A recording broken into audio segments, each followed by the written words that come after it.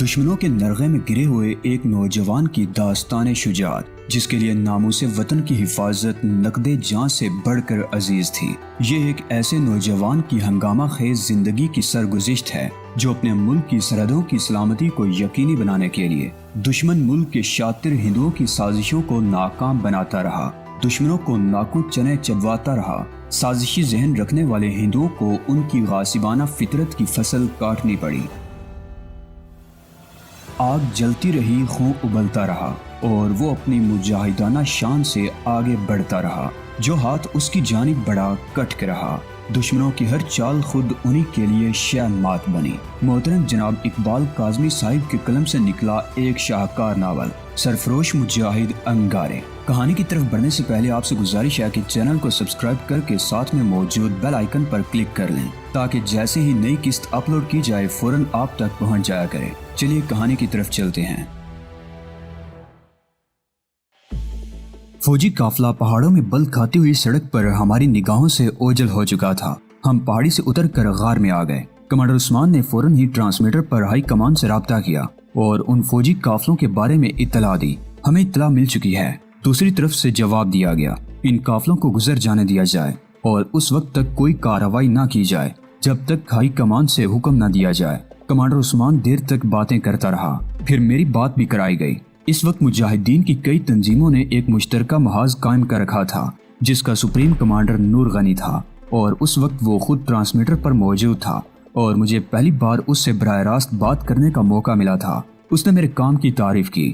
اس نے یہ بھی بتایا کہ اسلحہ کی کچھ اور پیٹیاں بھی مل چکی ہیں، اور پھر یہ افسوسناک اطلاع بھی دی کہ ترمیز بھی پہاڑوں میں زخمی حالت میں پڑا ہوا مل گیا تھا جسے محفوظ جگہ پر پہنچا دیا گیا ہے۔ سپریم کمانڈر نور غنی سے اس محاذ کے بارے میں تفصیل سے بات ہوئی۔ اس نے بتایا کہ کارگل کے محاذ پر بھارتی اور پاکستانی فوج میں گھمسان کی جنگ جاری ہے۔ بھارتی فوج پاکستانی علاقے میں گھس گئی تھی جہاں سے اسے بھگا دیا گیا، اور اب پاکستانی فوج بھارتی علاقے میں پیش قدمی کر رہی ہے۔ ٹائیگر ہل نامی پہاڑی چوٹی پر قبضے کے لیے دونوں فوجوں میں زبردست لڑائی ہو رہی ہے۔ یہ پہاڑی چوٹی دفاعی اعتبار سے دونوں کے لیے بہت زیادہ اہمیت کی حامل ہے۔ اور پھر شام کو ہمیں ہائی کمان کی طرف سے اطلاع ملی کہ پاکستانی فوج نے ٹائیگر ہل پر قبضہ کر لیا ہے۔ بھارتی فوج پسپائی اختیار کر کے ٹائیگر ہل سے بہت دور واپس آ چکی ہے، لیکن وہ اس پہاڑی پر قبضہ کرنے کے لیے نئی حکمت عملی تیار کر رہے ہیں، اور اس کے لیے سری نگر سے مزید کمک طلب کر لی گئی ہے۔ ہائی کمان کی طرف سے ہمیں حکم دیا گیا کہ اب ہم کسی فوجی قافلے کو دراز سے آگے نہ آنے دیں۔ اگر ہم اس ہائی وے پر بھارتی فوج کی سپلائی لائن کاٹنے میں کامیاب ہو گئے تو کارگل کے محاذ پر بھارتی فوج کے قدم مکمل طور پر اکھڑ جائیں گے اور دنیا کی کوئی طاقت انہیں شکست سے نہیں بچا سکے گی۔ اور یہ بات سبھی جانتے تھے کہ کارگل کے محاذ پر شکست کھانے کے بعد کشمیر کے دوسرے محاذوں پر بھی بھارتی فوج کے قدم اکھڑنا شروع ہو جائیں گے۔ ہم درہ زوجیلا اور اس کے درمیانی علاقے میں تھے۔ یہ پورا علاقہ دونوں طرف سے مجاہدین کے گھیرے میں تھا۔ یہ وہ شہرک تھی جسے اگر کاٹ دیا جائے تو کارگل کی طرف موجود بھارتی فوجی اپنی موت کو آپ مر جائیں گے۔ درہ زوجیلا اور اس کے آس پاس موجود تمام مجاہدین کو ہائی کمان کی طرف سے فوجی قافلوں کے خلاف کارروائی کے احکامات مل چکے تھے۔ مجاہدین کی تعداد اگرچہ کم تھی لیکن ان کی پوزیشن بہت مضبوط تھی۔ ہم رات ہی کو غار سے نکل کر ہائی وے کی طرف روانہ ہو گئے۔ ہمارے پاس اتنا اسلحہ اور گولہ بارود موجود تھا کہ ہم کئی روز تک بھارتی فوج کے قافلوں کو آگے جانے سے روک سکتے تھے۔ کمانڈر عثمان نے 12 مجاہدین پر مشتمل ایک پارٹی کی کمان مجھے سونپ دی تھی۔ اس طرح تمام مجاہدین کو چھوٹی چھوٹی ٹکڑیوں میں بانٹ دیا گیا تھا۔ ہائی وے سے تقریباً 100 گز دور ہم نے پہاڑیوں میں پوزیشن سنبھال لی اور وقت گزرنے کا انتظار کرنے لگے۔ کمانڈر عثمان نے ٹرانسمیٹر پر دوسرے کمانڈروں سے بھی رابطہ رکھا تھا۔ وقت دھیرے دھیرے گزرتا رہا اور ہم صبح ہونے کا انتظار کرتے رہے۔ رات کی تاریکی دم توڑنے لگی اور دن کا اجالا پھیلنے لگا۔ سورج طلوع ہو گیا اور دھوپ پھیلنے لگی۔ 8 بجے کے قریب ٹرانسمیٹر پر سگنل موصول ہوا۔ کمانڈر عثمان نے فوراً ہی کال ریسیو کی۔ مجاہدین کی ایک پارٹی سے اطلاع ملی کہ تقریباً 40 ٹرکوں پر مشتمل ایک فوجی قافلہ درہ زوجیلا میں داخل ہو رہا ہے۔ مجاہدین کی یہ پارٹی زوجیلا درے کے دوسری طرف تھی اور فوجی قافلے کو اس طرف سے گزر کر ہماری طرف آنا تھا۔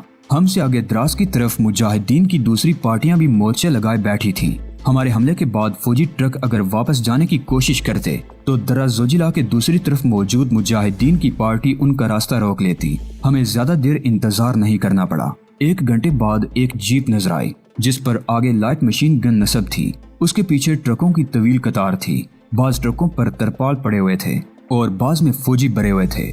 ऐसे ट्रकों पर सामने और दाएं बाएं लाइट मशीन गनें भी नस्ब थी। ट्रक हमारे सामने से गुजरते रहे और फिर अचानक ही फजा में अल्लाह अकबर की फजा गूंज उठी। ये हमला करने का सिग्नल था।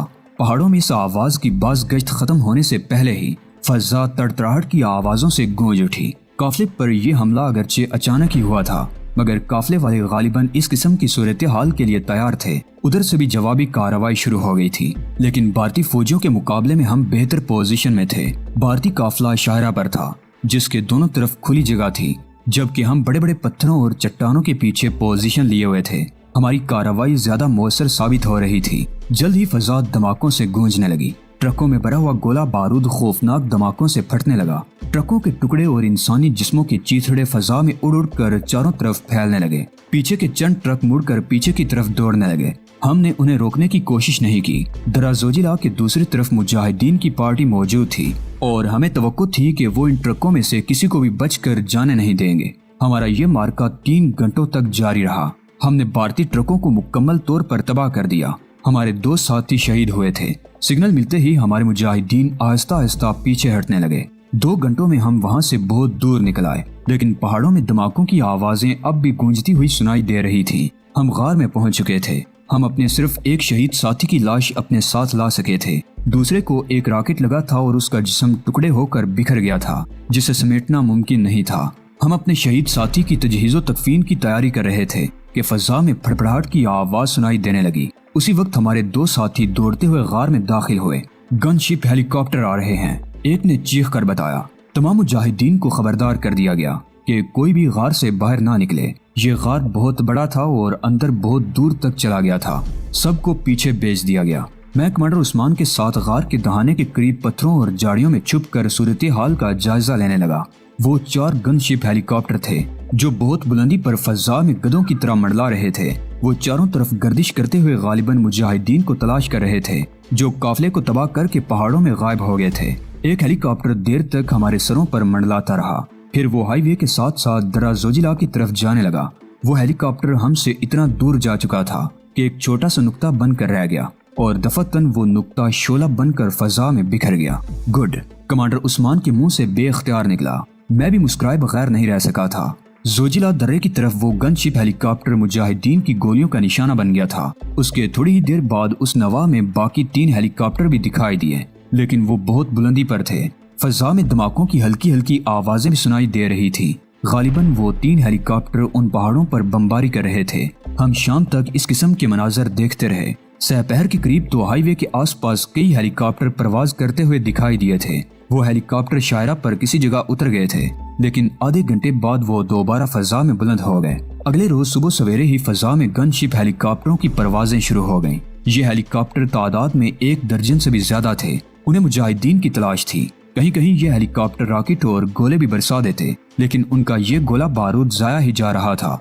मुजाहिदीन इतने लापरवाह नहीं थे कि उनकी नजरों में आ जाते। ये सिलसिला शाम तक जारी रहा। हम गार के दहाने के करीब दुबके ये तमाशा देखते रहे। इससे अगले रोज सुबह 4 बजे के करीब ट्रांसमीटर पर हाई कमान की तरफ से इत्तला मिली कि एक और फौजी काफिला श्रीनगर से रवाना होने वाला है, जो 9 बजे के करीब हमारे ठिकाने के करीब से गुजरेगा। उस काफिले को फजाई तहफ़्फ़ुज़ फराहम करने के लिए 4 गनशिप हेलीकॉप्टर भी फजा में परवाज करते रहेंगे। हाई कमान से ये इत्तला मिलते ही हम गार से निकल कर शायरा के करीब अपने मोर्चों की तरफ रवाना हो गए। इस मरतबा हमने जगह बदल ली थी और द्रास की तरफ कुछ आगे निकल गए थे।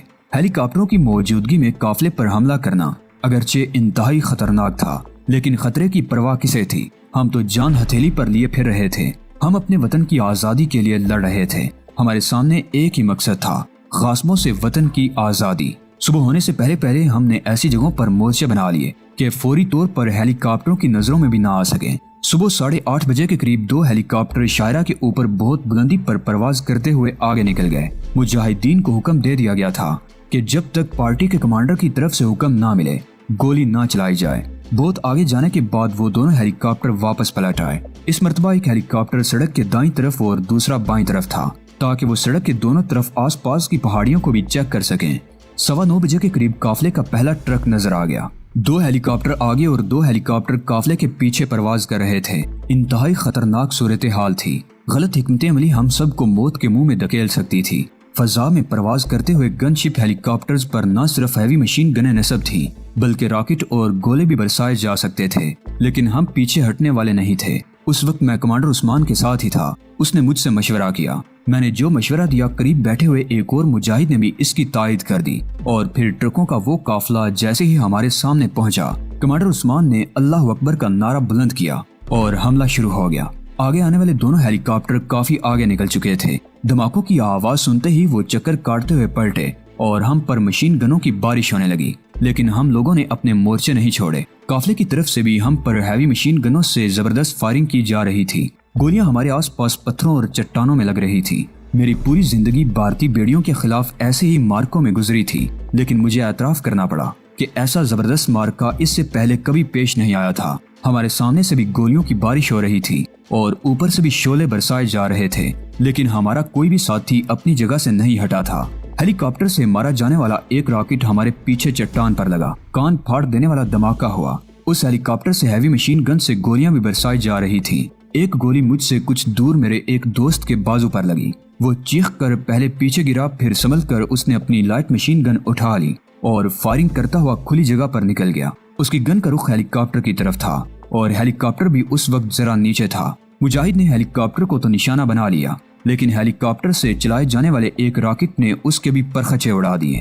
ہیلی کاپٹر فضا میں لڑکھڑاتا ہوا قافلے کے ایک ٹرک کے اوپر گرا اور خوفناک دھماکوں کا ایک سلسلہ شروع ہو گیا۔ 2.5 گھنٹوں کے اس مارکے میں ہماری پارٹی کے 3 مجاہد شہید اور 6 زخمی ہوئے تھے۔ یقیناً مجاہدین کی دوسری پارٹیوں میں بھی اسی طرح کے جانی نقصان ہوئے ہوں گے۔ قافلہ تباہ ہو چکا تھا۔ مجاہدین کو واپسی کا حکم دے دیا گیا۔ قافلے کے علاوہ ہم نے 2 ہیلی کاپٹر بھی تباہ کیے تھے۔ باقی 2 ہیلی کاپٹر فضا میں گردش کرتے ہوئے پہاڑوں میں بکھرے ہوئے مجاہدین پر گولیاں اور راکٹ برساتے رہے۔ ہم اپنے زخمی مجاہدین کو لے کر وہاں سے میلوں دور اپنے ایک اور ٹھکانے پر پہنچ گئے۔ کچھ اور ہیلی کاپٹر بھی فضا میں نمودار ہوئے تھے، جو شام کا اندھیرا پھیلنے تک پہاڑوں پر پرواز کرتے رہے۔ وقفے وقفے سے دھماکوں کی آوازیں بھی سنائی دیتی رہیں۔ میں غار کے اندر دیوار سے ٹیک لگائے بیٹھا تھا۔ میرے آس پاس بیٹھے ہوئے ساتھی آج کی صورتحال پر تبصرہ کر رہے تھے۔ ہمارے ایک ساتھی کے پاس ریڈیو ٹرانسمیٹر بھی تھا۔ اس نے خبریں سننے کے لیے ریڈیو آن کر دیا۔ خبروں میں اپنا نام سن کر میں اچھل پڑا۔ دوسرے ساتھی بھی قریب آ گئے۔ وہ خبر زیادہ تفصیلی نہیں تھی، لیکن اس نے مجھے ہلا کر رکھ دیا تھا۔ میرے دماغ میں دھماکے سے ہونے لگے اور پورے بدن میں سنسنی کی لہریں سی دوڑنے لگی۔ میں بے حس و حرکت بیٹھا آزاد کشمیر ریڈیو پر نشر ہونے والی وہ خبر سنتا رہا۔ نیوز کاسٹر کا ایک ایک لفظ میرے دل و دماغ میں ہتھوڑوں کی طرح برس رہا تھا۔ اس خبر کے مطابق بعض نامعلوم دہشت گردوں نے ایک دینی مدرسے پر حملہ کر کے 8 افراد کو ہلاک کر دیا تھا، جن میں مدرسے کے محتمم کے گھر کی 2 خواتین کے علاوہ کلپنا نام کی وہ ہندو لڑکی بھی شامل تھی، جو کچھ عرصہ پہلے کشمیر کے نامور مجاہد شمروز کے ساتھ ہندوستان سے آئی تھی۔ کراچی پولیس کے مطابق مدرسے پر یہ حملہ را کے ایجنٹوں نے کیا تھا، کیونکہ انہیں یہاں شمروز کی موجودگی کا شبہ تھا، لیکن شمروز چند روز پہلے یہاں سے جا چکا تھا۔ تاہم اس کی راجستھان سے آنے والی ہندو دوست یہاں موجود تھی، جو دہشت گردوں کے اس حملے میں جاں بحق ہو گئی۔ ریڈیو بند کر دیا گیا۔ غار میں موجود تمام مجاہدین میرے گرد جمع ہو گئے اور مجھ سے اظہار ہمدردی کرنے لگے۔ اس رات میں ایک لمحے کو بھی نہیں سو سکا تھا۔ کلپنا کا چہرہ بار بار میری نظروں کے سامنے گھوم جاتا۔ کتنی معصوم تھی وہ میرے ساتھ زندگی بتانا چاہتی تھی اور میری خاطر اپنی زندگی ہار گئی۔ وقت گزرتا رہا۔ میرے دل میں کئی زخم تھے، جن میں ایک اور کا اضافہ ہو گیا۔ بھارتی فوجیوں کے خلاف ہماری کارروائیاں جاری رہی۔ 15 دنوں تک ہم نے درازوجلا اور دراز کے درمیان کارگل کی طرف جانے والی شاہراہ کی ناکہ بندی جاری رکھی۔